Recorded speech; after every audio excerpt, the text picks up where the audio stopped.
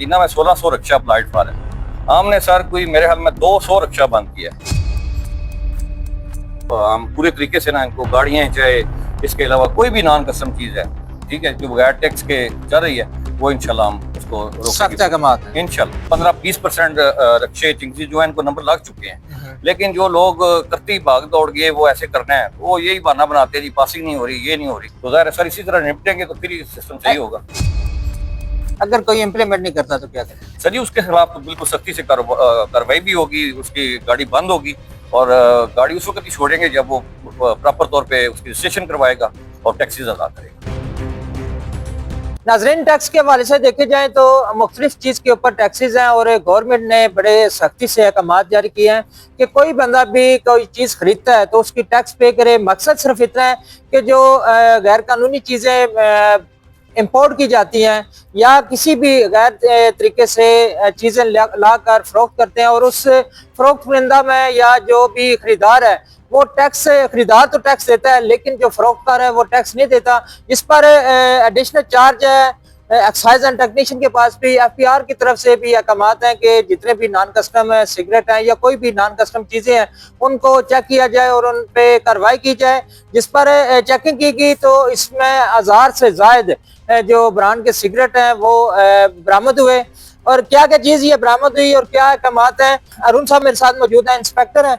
अरुण भाई, ये जो आपने कार्रवाई की है मुख्तलिफ चीज़ों पे टैक्स के हवाले से देखा जाए तो आए रोज कार्रवाई की जाती हैं, इस पे कहाँ पे ये कार्रवाई की गई और क्या हालात देखने को मिले? क्या वाकई जो दुकानदार है वो टैक्स पे कर है? बिस्मिल्लाह सर, गुजारिश ये है कि ये असल बेसिकली जो चीज़ें हैं ये सिगरेट है ना, इन पे फेडरल एक्साइज ड्यूटी जो है ना पेड नहीं हुई, ठीक है जी। और ये स्मगलिंग के सिलसिले में आते हैं तो इसलिए ना इनके खिलाफ हमने कार्रवाई की है। ज़्यादातर ये सिगरेट जो हैं ये पंप्स की टक शॉप जो होती है उनसे बरामद हुए हैं और ये 1200 से ज़्यादा तकरीबन 1400 पैकेट हमने पकड़ा है 3 दिनों में।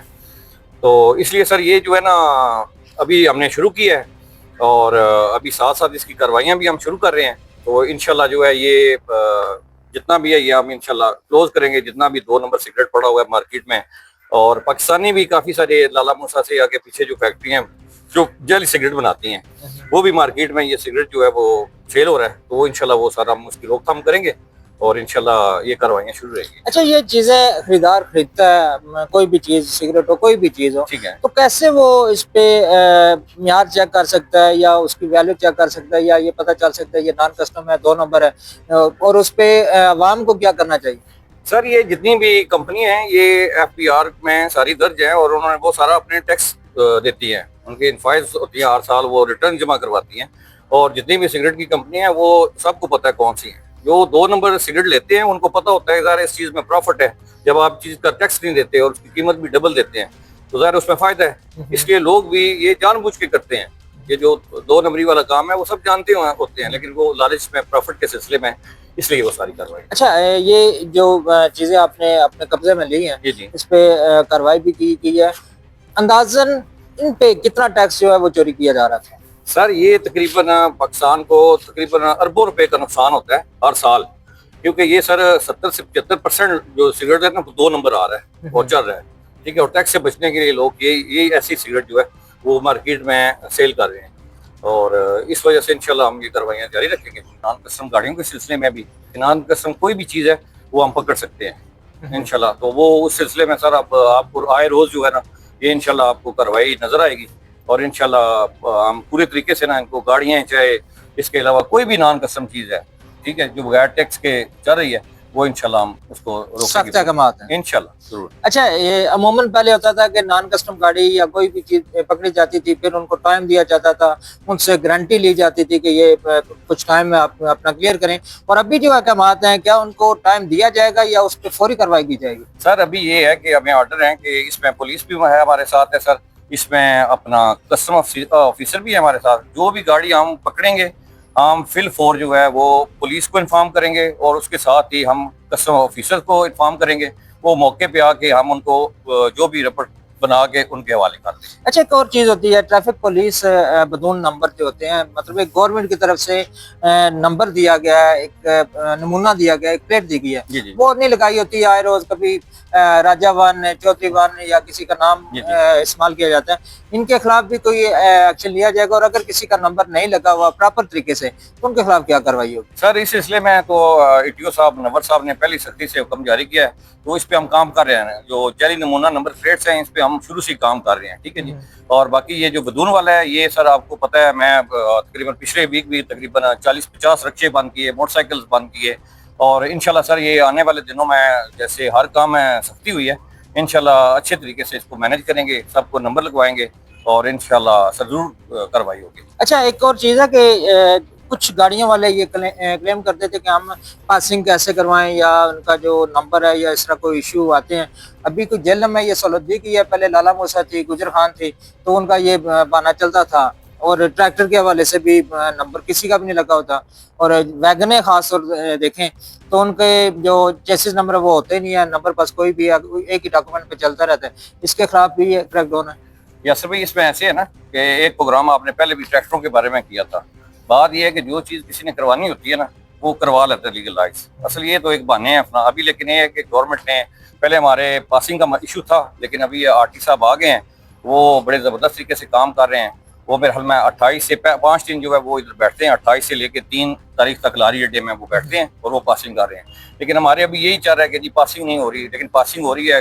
अभी मेरे ख्याल में 15-20% रक्शे चिंगजी जो है इनको नंबर लग चुके हैं, लेकिन जो लोग करती भाग दौड़ गए वो ऐसे करना है, वो यही बहाना बनाते हैं जी पासिंग नहीं हो रही, ये नहीं हो रही।